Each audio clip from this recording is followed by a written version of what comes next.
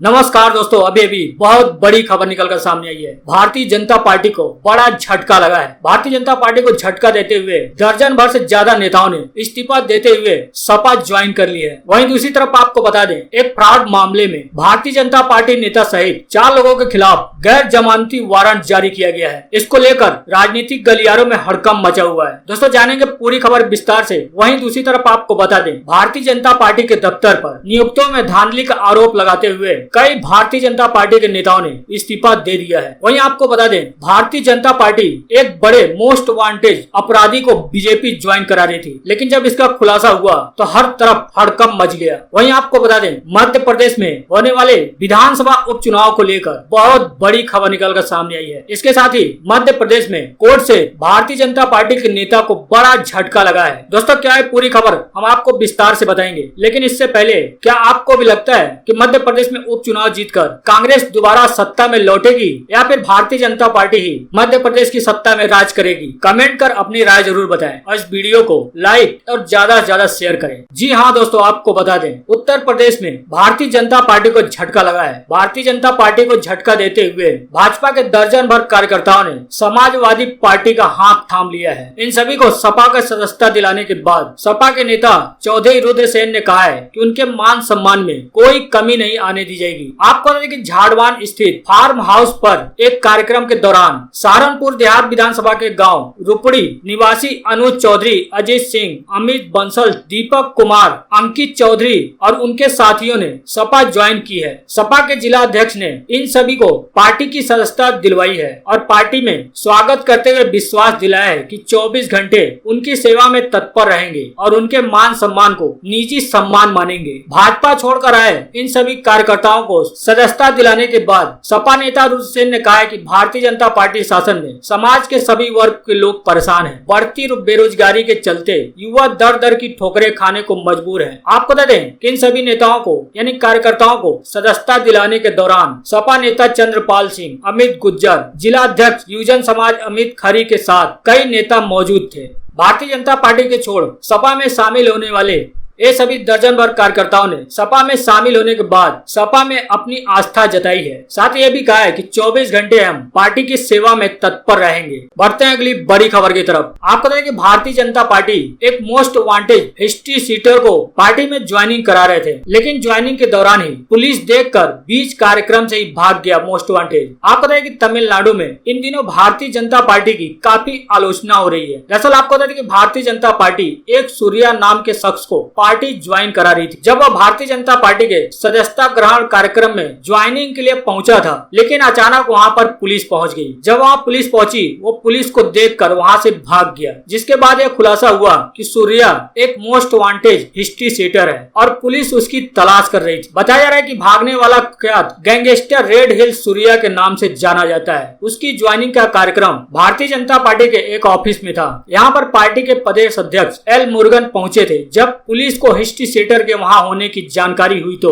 वहां की local police वहां पर पहुंच गई। हालांकि पुलिस के पहुंचने के बाद भारतीय जनता पार्टी की सदस्यता लेने पहुंचा कुख्यात गैंगस्टर, जिसका नाम सूर्या बताया गया, वो वहां से भाग निकला। हालांकि पुलिस ने मौके पर वहां पर मौजूद 6 लोगों को पकड़ लिया। बताया जा रहा है कि पकड़े गए लोग सूर्या के साथी हैं और वो भी भारतीय जनता पार्टी की सदस्यता ग्रहण करने आए थे। पुलिस ने खुलासा करते हुए कहा कि सूर्या के ऊपर 6 हत्याओं के आरोप हैं। इसके अलावा हत्या के प्रयास, विस्फोटक का प्रयोग करने समेत अन्य गंभीर धाराओं में लगभग 50 मामले दर्ज हैं। लेकिन वो पुलिस की गिरफ्त से बाहर था। उसकी लंबे समय से पुलिस तलाश कर रही थी। जब पुलिस को उसके भारतीय जनता पार्टी में शामिल होने की जानकारी हुई तो पुलिस वहां पहुंचकर उसे गिरफ्तार करने की कोशिश की थी, लेकिन वह पुलिस की नजरों से भाग निकला। हालांकि हिस्ट्री सीटर को पार्टी में ज्वाइन कराने के सवाल पर भारतीय जनता पार्टी के नेता राघवन का कहना है कि सैकड़ों लोग रोज भारतीय जनता पार्टी में शामिल होते हैं। सभी की साख क्या है यह पता कर पाना काफी मुश्किल है। जो भी लोग पार्टी में शामिल हो रहे हैं उन्हें सामूहिक में पार्टी की सदस्यता दी गई है। भारतीय जनता पार्टी नेता ने सफाई देते हुए कहा है कि सूर्या के बैकग्राउंड के बारे में उन्हें अब पार्टी के लोगों को नहीं पता था, लेकिन इससे पहले भी भारतीय जनता पार्टी में एक खतरनाक अपराधी को पार्टी की सदस्यता दिलाई गई थी। लेकिन जब उसका खुलासा हुआ और हड़कंप मचा, तब पार्टी ने सफाई देते हुए कहा था कि वे नहीं जानते थे कि कौन व्यक्ति है। इसके बाद उन्होंने उसकी पार्टी की सदस्यता रद्द कर दी थी। बढ़ते हैं अगली बड़ी खबर की तरफ। आपको बता दें, भारतीय जनता पार्टी में शामिल हुए ज्योतिरादित्य सिंधिया को हाई कोर्ट से बड़ा झटका लगा है। हाई कोर्ट ने सिंधिया को एक मामले में नोटिस जारी किया है। आपको पता है कि मध्य प्रदेश में कांग्रेस से बगावत कर भारतीय जनता पार्टी में शामिल हुए सिंधिया के राज्यसभा सांसद निर्वाचित होने को मध्य प्रदेश ग्वालियर हाई कोर्ट में चुनौती दी गई है। कांग्रेस के पूर्व मंत्री डॉक्टर गोविंद सिंह ने हाई कोर्ट में सिंधिया के खिलाफ याचिका दायर की है, जिसमें सिंधिया पर शपथ पत्र में आपराधिक जानकारी छिपाने का आरोप लगाते हुए उनका निर्वाचन रद्द करने की मांग की गई है। अब इस मामले में सिंधिया की परेशानी और भी बढ़ गई है। मामले को लेकर सिंधिया को जवाब देना होगा। इसी मामले पर हाई कोर्ट ने सिंधिया को नोटिस जारी कर जवाब मांगा है। साथ ही देश के मुख्य निर्वाचन आयुक्त और राज्य निर्वाचन आयुक्त को भी इसी मामले में नोटिस जारी करते हुए 4 हफ्ते में जवाब सबमिट करने को कहा है। आपको बता दें कि हाई कोर्ट ने पूर्व मंत्री डॉक्टर गोविंद सिंह की याचिका पर सुनवाई करते हुए भारतीय जनता पार्टी सांसद ज्योतिरादित्य सिंधिया और चुनाव आयोग को नोटिस जारी किया है। कोर्ट ने सभी को इस मामले में 4 हफ्ते की मोहलत देते हुए जवाब तलब किया है। आपको कांग्रेस के पूर्व मंत्री एवं लाहौर से विधायक डॉक्टर गोविंद सिंह ने ग्वालियर हाई कोर्ट में भारतीय जनता पार्टी के राज्यसभा सांसद ज्योतिरादित्य सिंधिया के खिलाफ याचिका दायर की थी। याचिका में डॉक्टर गोविंद सिंह ने ज्योतिरादित्य सिंधिया के राज्यसभा सदस्यता के निर्वाचन को रद्द करने की मांग की है। दरअसल डॉक्टर गोविंद सिंह ने याचिका में ज्योतिरादित्य सिंधिया पर आरोप लगाया है कि उन्होंने विधानसभा में राज्यसभा सांसद के लिए उम्मीदवार के रूप में जो शपथ पत्र दिया है उनमें आपराधिक जानकारी छुपाई है। याचिका में कहा गया है कि वर्ष 2018 में भोपाल के श्यामला हिल्स थाने में कमलनाथ, दिग्विजय सिंह और ज्योतिरादित्य सिंधिया के खिलाफ एफआईआर दर्ज की गई थी। अब ज्योतिरादित्य सिंधिया ने इस बात को सार्वजनिक तौर पर स्वीकारा भी था। अब वो कांग्रेस में नहीं है और भारतीय जनता पार्टी से राज्यसभा के सांसद चुने गए हैं। चुनाव कानूनों के अनुसार यदि किसी उम्मीदवार पर कोई आपराधिक केस दर्ज है तो नामांकन भरते समय उसे अपने शपथ पत्र में इसकी जानकारी देनी होती है। यदि यह जानकारी छुपाता है तो चुनाव को निरस्त किया जा सकता है। नामांकन पत्र में इस केस की जानकारी को छिपाया गया है, इसलिए उनके निर्वाचन को निरस्त किया जाए। हालांकि कांग्रेस के पूर्व मंत्री एवं विधायक गोविंद सिंह की याचिका पर ग्वालियर हाई कोर्ट ने सिंधिया और चुनाव आयोग को नोटिस जारी कर इस मामले में 4 हफ्तों में जवाब मांगा है। माना जा रहा है कि यदि सिंधिया इस मामले में जवाब नहीं दे पाते हैं तो उनकी सदस्यता यानी चुनाव को निरस्त भी किया जा सकता है। बढ़ते हैं अगली बड़ी खबर की तरफ। आपको बता दें पिछले दिनों एनसीईआरटी किताब फ्रॉड मामले में बड़ा हड़कंप मचा था। अब इस मामले में भारतीय जनता पार्टी नेता समेत 4 के खिलाफ गैर जमानती वारंट जारी किया गया है। आपको बता दें उत्तर प्रदेश के मेरठ में एनसीईआरटी किताब फर्जीवाड़े के मामले में कोर्ट ने भारतीय जनता पार्टी से निलंबित भारतीय जनता पार्टी नेता सहित 4 लोगों के खिलाफ गैर जमानती वारंट जारी किया है। उत्तर प्रदेश के एसटीएफ ने खुफिया सूचना के आधार पर पतरातू में 35 करोड़ की नकली एनसीईआरटी किताबें बरामद की थी। इसके बाद से ही पुलिस लगातार एक्शन मोड में है। पुलिस ने फरार चल रहे बीजेपी नेता संजीव गुप्ता और उसके भतीजे सहित 4 आरोपियों के खिलाफ गैर जमानती वारंट जारी किया है। इसी के साथ ही एनसीईआरटी के अधिकारियों ने भी पुलिस को ईमेल करके बरामद हुई किताबों के नकली होने की पुष्टि भी कर दी है, जिसके बाद अब पुलिस एनसीईआरटी की रिपोर्ट को अपनी तफ्तीश में शामिल करके आरोपियों के खिलाफ कड़ी कार्रवाई करने की तैयारी कर रही है। दरअसल आपको बता दें कि आर्मी इंटेलिजेंस की सूचना पर 21 अगस्त को एसटीएफ के सीईओ विजेश कुमार सिंह ने पतरातू स्थित भारतीय जनता पार्टी महानगर उपाध्यक्ष संजीव गुप्ता के प्रिंटिंग प्रेस पर छापा मारा था। यहाँ से पुलिस और एसटीएफ की टीम ने भारी मात्रा में एनसीईआरटी की नकली किताबें बरामद की थी। इनकी कीमत करीब 35 करोड़ बताई गई थी। हालांकि पुलिस ने छापा मारने के दौरान ही आधा दर्जन से ज्यादा आरोपियों को गिरफ्तार किया था, लेकिन इस दौरान संजीव गुप्ता और उसका भतीजा जो मुख्य आरोपी है मौके से फरार हो गए थे। घटना के बाद इस मुद्दे ने राजनीतिक रूप ले लिया था। समाजवादी पार्टी सहित कांग्रेस ने भी भारतीय जनता पार्टी के खिलाफ मोर्चा खोल दिया था। हालांकि 22 अगस्त को इस मामले में भारतीय जनता पार्टी के महानगर अध्यक्ष मुकेश सिंघल ने आरोपी संजीव गुप्ता को भारतीय जनता पार्टी महानगर अध्यक्ष के पद से सस्पेंड कर दिया था। लेकिन अब पुलिस ने भारतीय जनता पार्टी से सस्पेंड नेता संजीव गुप्ता पर शिकंजा कसना शुरू कर दिया है और इन सभी के खिलाफ गैर जमानती वारंट जारी किया है। बढ़ते हैं अगली बड़ी खबर की तरफ। आपको बता दें कि भारतीय जनता पार्टी के ऑफिस पर भयंकर विरोध प्रदर्शन हुआ है। नियुक्तियों में धांधली का आरोप लगाते हुए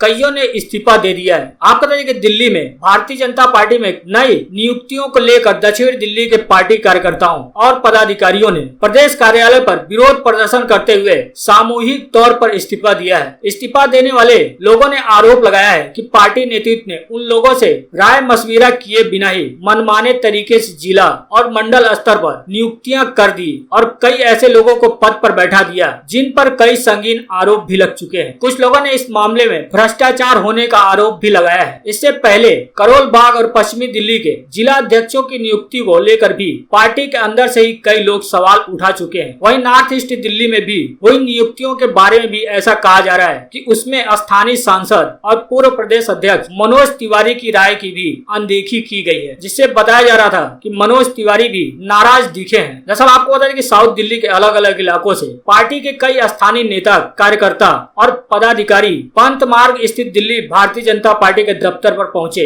इन लोगों ने अपने हाथों में नारे लिखे पोस्टर भी ले रखे थे। इन लोगों ने प्रदर्शन कार्यालय के बाहर इकट्ठा होकर नारेबाजी भी की। इनका आरोप था कि वे पार्टी के समर्पित कार्यकर्ता हैं, मगर इन नियुक्तियों के लिए की गई रायशुमारी की प्रक्रिया के दौरान उन लोगों से कोई भी बातचीत नहीं की गई और मनमाने तरीके से नियुक्तियां कर दी गई। हालांकि इन नियुक्तियों में धांधली का आरोप लगाते हुए और प्रदेश कार्यालय पर विरोध प्रदर्शन करते हुए कई भारतीय जनता पार्टी पदाधिकारी और कार्यकर्ताओं ने सामूहिक तौर पर इस्तीफा दे दिया है। बढ़ते हैं अगली बड़ी खबर की तरफ। आपको बता दें, सपा के मुखिया अखिलेश यादव ने भारतीय जनता पार्टी सरकार पर बड़ा हमला बोला है। हमला बोलते हुए कहा कि भाजपा सरकार लोकतंत्र मिटाओ मिशन पर पूरी तैयारी से जुट गई है। आपको दें, समाजवादी पार्टी के राष्ट्रीय अध्यक्ष एवं पूर्व मुख्यमंत्री अखिलेश यादव ने कहा है कि भारतीय जनता पार्टी सरकार लोकतंत्र मिटाओ मिशन पर पूरी तैयारी से लग गई है। असहमति और विरोध के हर स्वर को कुचलने की उसने ठान ली है। एक और वो नीट जेईई की परीक्षा कराकर लाखों छात्रों की जिंदगी दांव पर लगा रही है, तो दूसरी ओर भूमि विकास बैंक के चुनाव में लोकतंत्र का माखौल उड़ाने में उसे जरा भी लोक लाज नहीं है। भाजपा सरकार ने धोखाधड़ी से ही अपने 3.5 साल काट लिए। उनका कहना है कि नौजवानों की जिंदगी को अंधेरे में ढकेलने के लिए वह हर संभव प्रयास कर रही है। उनको रोजगार देने का झांसा दिया गया। कोरोना के बढ़ते संक्रमण के दौरान भी नीट जेईई की परीक्षा कराकर उन्हें संक्रमण का शिकार बनाने को छोड़ा जा रहा है, जबकि क्लैट की परीक्षा टाल दी गई है। उनका कहना है लखनऊ और प्रयागराज में जब समाजवादी नौजवानों ने इस विसंगति पर जब विरोध में आवाज उठाई तो उन पर भाजपा की राज्य सरकार ने लाठियां बरसाई है। उनका कहना है कि भाजपा सरकार ने शांतिपूर्ण और अहिंसक ढंग से प्रदर्शन कर रहे नौजवानों की जिस निर्मम तरीके से पिटाई कराई और उन्हें जेल भेजा है, उसकी जितनी निंदा की जाए कम है। अखिलेश का कहना है कि भाजपा सरकार की शुरुआत से ही नौजवानों के अलावा किसानों से बेरुखी रही है। किसानों से लागत से 1.5 गुना ज्यादा फसल की कीमत दिलाने, आय दुगनी करने का वादा किया गया, जिसे भाजपा भूल गई। अब किसानों को कर्ज और आर्थिक मदद देने वाली संस्था भूमि विकास बैंक के चुनाव में भी भाजपा सरकार भाजपा के एजेंट की भूमिका में काम करती दिखाई दे रही है। उन्होंने आरोप लगाते हुए कहा कि समाजवादी पार्टी के कई प्रत्याशियों को नामांकन नहीं करने दिया गया और उनके नामांकन पत्र खारिज कर दिए गए और अब चुनाव में प्रशासन पक्षपाती रवैये पर उतर आया है। निष्पक्ष चुनाव लोकतंत्र को सुनिश्चित करता है, लेकिन सत्ताधारी भारतीय जनता पार्टी हर स्तर पर चुनाव को प्रभावित करने पर उतारू है। उनका कहना है कि भारतीय जनता पार्टी याद रखे कि लोकतंत्र को बचाने के लिए समाजवादी पार्टी संघर्ष करने के लिए प्रतिबद्ध है। भारतीय जनता पार्टी केवल तिकड़मों की आड़ में सत्ता में अपनी आखिरी दिन काट रही है। जनता सब जानती है और वह 2022 में भाजपाई बुलेट का जवाब बैलेट से देने का मन बना चुकी है। बढ़ते हैं अगली बड़ी खबर की तरफ। आपको बता दें, मध्य प्रदेश उपचुनाव को लेकर कांग्रेस ने प्रत्याशियों के नाम जारी कर दिए हैं। आपको बता दें कि मध्य प्रदेश में 27 विधानसभा सीटों पर इसी साल उपचुनाव होने हैं और होने वाले उपचुनाव को लेकर कांग्रेस ने प्रत्याशियों की पहली सूची जारी कर दी है। इसमें पार्टी के 15 नेताओं को चुनाव मैदान में उतारने का फैसला किया गया है। जानकारी के मुताबिक प्रदेश कांग्रेस कमेटी के प्रमुख कमलनाथ इन नामों की सूची एआईसीसी को भेजेंगे, जहां से औपचारिक ऐलान किया जाएगा। आपको देखें, मध्य प्रदेश कांग्रेस ने 5 सीटों पर 2 नामों का पैनल तैयार किया है। वहीं 7 सीटों पर 2 से 3 नामों के सुझाव अभी आए हैं। पार्टी जल्द ही पहली सूची के 15 नामों का ऐलान कर देगी। जैसा कि आप नाम देख पा रहे हैं, बताया जा रहा है कि कई सीटों पर जाति समीकरणों की वजह से नाम तय करने में मुश्किलें खड़ी हो रही हैं। सभी नाम तय होने के बाद प्रदेश कांग्रेस कमेटी के अध्यक्ष एवं मध्य प्रदेश के पूर्व मुख्यमंत्री कमलनाथ इन नामों की सूची एआईसीसी को भेजेंगे। फाइनली एआईसीसी से ही मध्य प्रदेश उपचुनाव के लिए सभी 27 उम्मीदवारों के नाम का ऐलान किया जाएगा। आपको बता दें कि माना जा रहा है कि इसी साल के अंत तक मध्य प्रदेश में सभी 27 सीटों पर उपचुनाव कराए जा सकते हैं, क्योंकि इलेक्शन कमीशन भी कह चुका है कि समय पर ही बिहार और मध्य प्रदेश में चुनाव कराए जाएंगे और साथ ही इलेक्शन कमीशन मध्य प्रदेश में चुनाव की तैयारियों में भी जुट गया है। इससे साफ है कि इसी साल यानी इसी साल के अंत तक मध्य प्रदेश में सभी 27 सीटों पर उपचुनाव हो जाएंगे।